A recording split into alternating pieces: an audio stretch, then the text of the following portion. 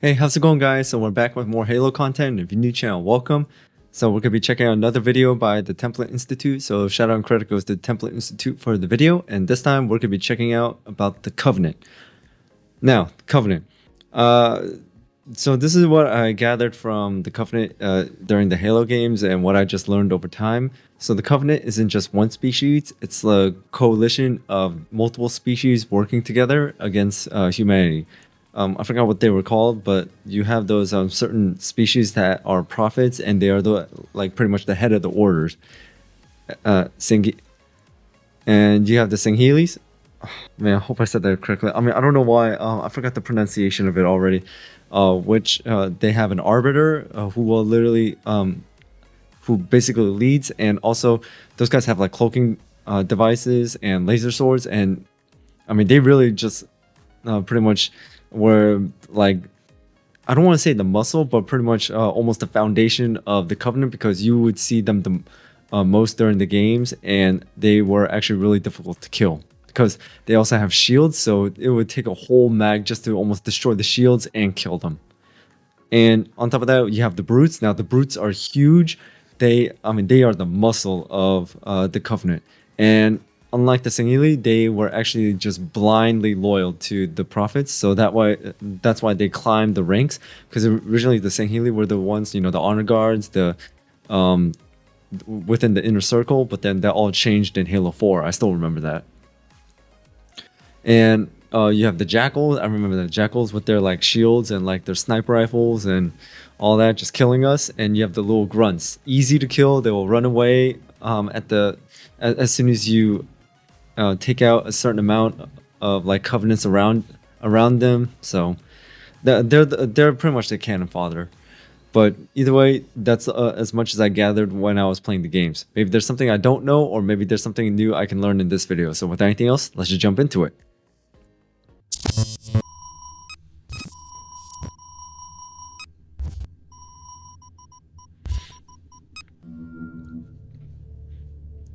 All right, let's get into it.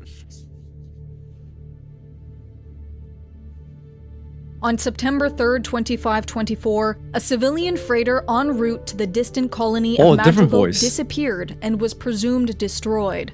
At first, this was thought to be the work of insurrectionists, but in the following days and months, United Nations Space Command would discover that this had been the act of a formidable and technologically advanced alien power. When the first contact protocols were enacted, the response was a single phrase: "Your destruction is the will of the gods, and we are their instrument." This was humanity's formal introduction to the Covenant. Within the first few months of what would become a truly cataclysmic war, it became apparent that the Covenant were not a single race, but rather an alliance of many different alien species united under a single hegemonic culture. Each species was in turn integrated into a tiered caste system, which, while ostensibly divided between religious, warrior, and worker castes, seemed in practice to be divided along racial lines, with certain species regarded as superior to others. Yep. The two ruling species of this hierarchy were the Sanshayum and the Sangheili. These were the founding members of the Covenant, and the only races allowed to serve in the highest echelon of its government, known as the High Council. The council included hundreds of representatives from both species, but the Sanshayum's status as the representatives of the Covenant faith allowed them to exert a disproportionate amount of influence, in effect making them the Covenant's ruling caste. Accordingly, the three hierarchs who presided over the High Council and served as the Covenant's supreme religious and political authority were appointed exclusively from the Sanshayum.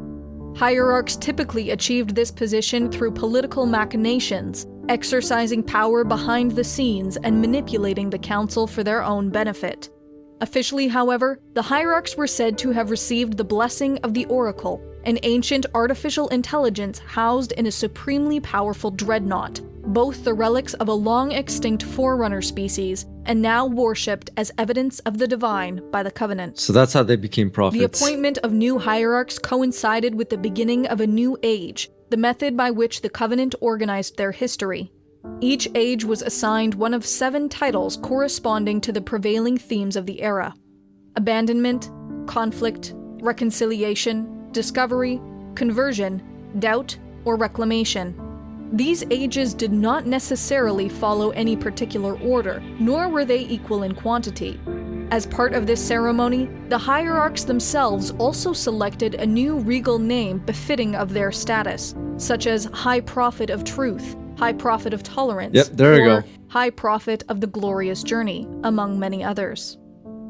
While the hierarchs, and by extension the rest of the Sanshayum race, wielded almost complete control over religious and political affairs, it was the Sanghili who served as the Covenant's military leaders. Their martial skill made them the backbone of the armed forces for almost the entirety of its existence, and they were the only species permitted to build and operate warships within the Covenant. At its height, the Covenant fleet operated tens of thousands of warships, each carrying squadrons of fighters, auxiliary craft, and components of the Covenant army.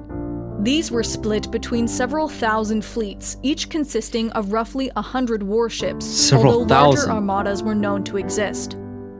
Covenant strategy was based around their technological supremacy, in particular, heavy plasma weaponry. Standard doctrine upon encountering a hostile world was to bombard its surface from orbit, a process known informally as glassing. Glassing a planet typically left it uninhabitable, with topsoil, bodies of water, and local ecology all burned away or converted to lecitellurite, a mineral similar in appearance to glass, which gave the process its name. Yeah, they did it to reach. Such an act was considered holy by the Covenant, and a minor prophet stationed aboard a participating warship was required to conduct a specific ritual before the process could commence. Upon completion, a shard of lecitellurite was retrieved and placed in the Sanctum of Hierarchs, which served as a morbid reminder of all the worlds destroyed at their command. In some instances, such as when the presence of holy artifacts were detected on a hostile world, or other unique circumstances, orbital bombardment was forbidden. In these cases, Covenant ships would operate within the planet's atmosphere to increase the accuracy of their weaponry and support the deployment of ground forces. These consisted of not only the Sanghili, but the remainder of the Covenant's member races, placed in everything from upper leadership roles to cannon fodder, depending on that species' place within the hierarchy. I think those were scarabs. Directly below the Sanghili were the Jiralhane, a primitive but brutal species known for their natural resilience and fierce temperament that made them effective warriors. The newest species to enter the Covenant, the Jiralhane made impressive strides within the hierarchy, and this upstart race began to quickly rival the Sanghili, leading to tensions between the two. Yep. Other major species within the Covenant included the Lagolo, small worm-like creatures capable of joining together in complex assemblages or incorporate themselves into machinery.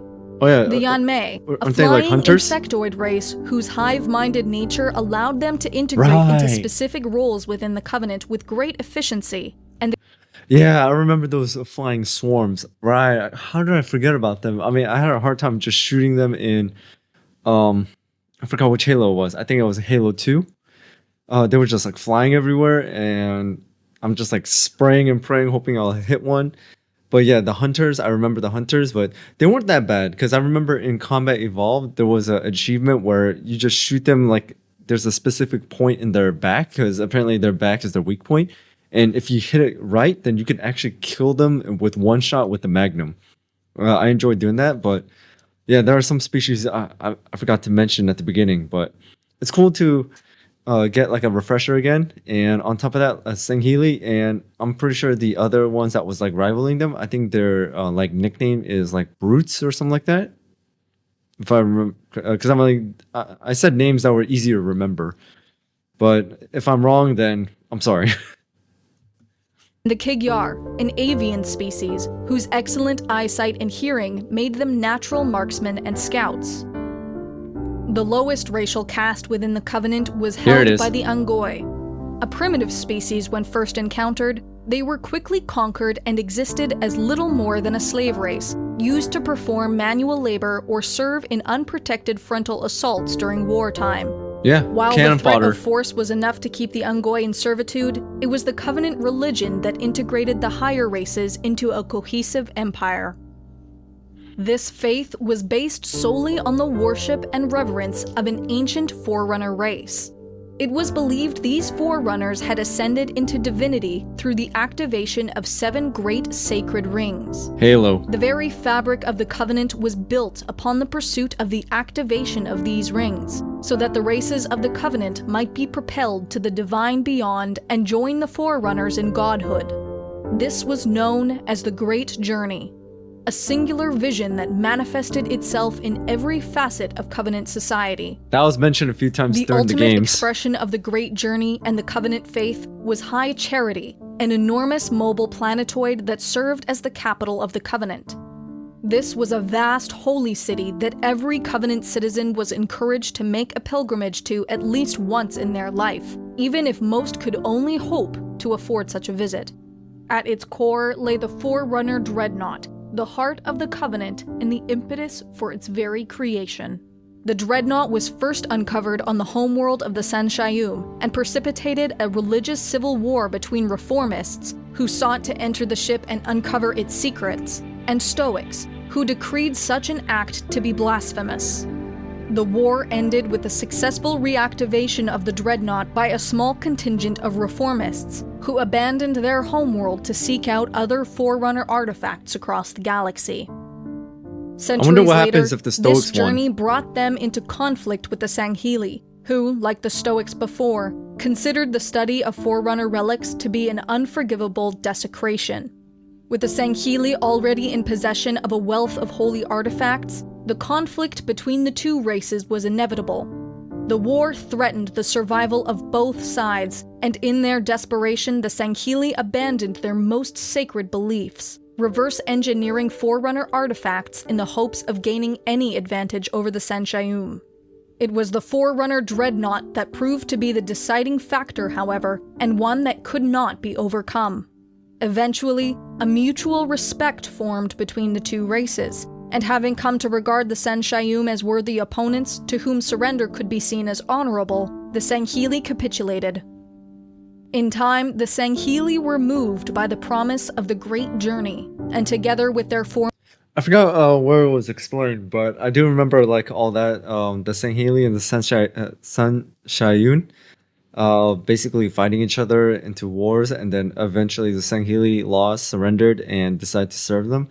I forgot where it was mentioned. I believe it was the terminals that gave like the representation and the visuals and the explanations of all that, or I don't know, maybe another lore video that I saw. But either way, I do remember seeing all that being explained. Man, I'm gonna have to do a little bit more research again. Former enemies, they signed the Writ of Union, an oath of service binding the Sangheli to the protection of the Sanshayum, who in turn would guide both races forward towards ascension. This new alliance quickly expanded across the galaxy, incorporating client races through either the dream of the Great Journey or strength of arms. This expansion was not always harmonious. A series of brief but brutal rebellions were crushed by the Covenant military. The greatest and final test the Covenant would endure was a war against humanity, whose very existence was declared by the Sanshayum to be an affront to the gods. The Covenant embarked on a holy crusade of an unprecedented scale. The United Nations Space Command fought tenaciously, but the technological superiority of the Covenant fleet made most space-based engagements cruelly one-sided. Only during planetary campaigns, with the Covenant's most formidable advantages neutralized, was the UNSC able to mount an effective defense.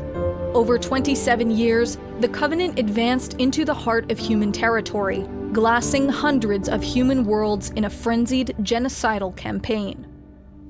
Despite the UNSC's tremendous losses, the war had placed a logistical burden on the Covenant's military, and one that was increasingly difficult to maintain. Mounting losses also spurred increased division within the Covenant itself. Humanity had earned the respect of the Sangheli, and many began to wonder why such a species deserved extinction rather than be offered a place in the Covenant as so many had before. In response, the Sanshayum began to increasingly rely on the blindly obedient Jiralhane, which only inflamed their long rivalry with the Sangheili. Yep. When the UNSC successfully assassinated one of the 4. hierarchs, the Sangheili were declared to have failed in their obligations as sworn in the Writ of Union and were officially replaced within the Covenant's military apparatus. This unprecedented act was seen by the Sangheili as a violation of the Covenant's core principles, and the situation soon escalated into a full-scale civil war. It was the discovery of the San Shayum's greatest secret that truly broke the Covenant, however. The crusade against humanity had been built on a lie, one made to keep the prophets in power. Rather than defiling the ruins of the Forerunners, the highest echelons of the Covenant had learned that humanity had some strange and direct connection with the Forerunners themselves. This discovery proved it was possible to be left behind when the Great Journey occurred, a mortal blow to the Covenant's faith. Greater still was the revelation of the 7 sacred rings' true purpose. Rather than being the means of ascension, they were cosmically powerful weapons intended to stop the spread of a highly virulent parasite known as the Flood. When activated, the rings would destroy all life in the galaxy, eliminating the Flood's supply of biomass. The fighting between the Covenant and humanity had already allowed... So basically, that's the one thing I always pondered. Once I found out what the Halo's true purpose was of eliminating all biological species and all biological life, so the Flood would starve to death, basically I was thinking, wait, so if that's the case, the Covenant's great journey was to activate all rings, then basically they'll just kill themselves.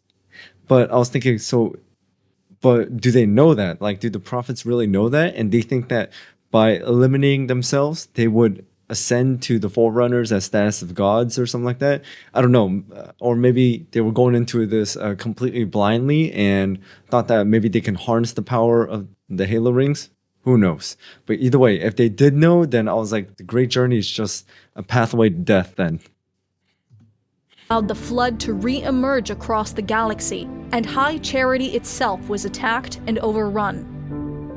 This threat failed to sway the most fanatic elements of the Covenant, and only an alliance between the UNSC and Sangheili separatists prevented the activation of the rings while simultaneously destroying the last of the Flood.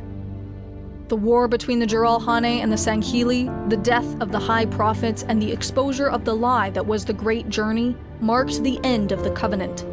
The destruction of High Charity eliminated much of their leadership, and the rise of various splinter groups, collectively known as the Covenant Remnants, shattered what remained of their empire. Yet above all, it was the determination of the human race that not only broke the might of the Covenant, but saved the galaxy from extermination by the order of its corrupt and deceptive hierarchs. During the final moments of the Covenant, when the Prophet of Truth stood on the precipice of activating the sacred rings, he broadcasted a phrase that has lingered in infamy. There are those who said this day would never come. What have they to say now? With his dream undone, the Covenant destroyed, and the UNSC poised to dominate the galaxy, these words have been given an there's the entirely UNSC new Infinity. meaning.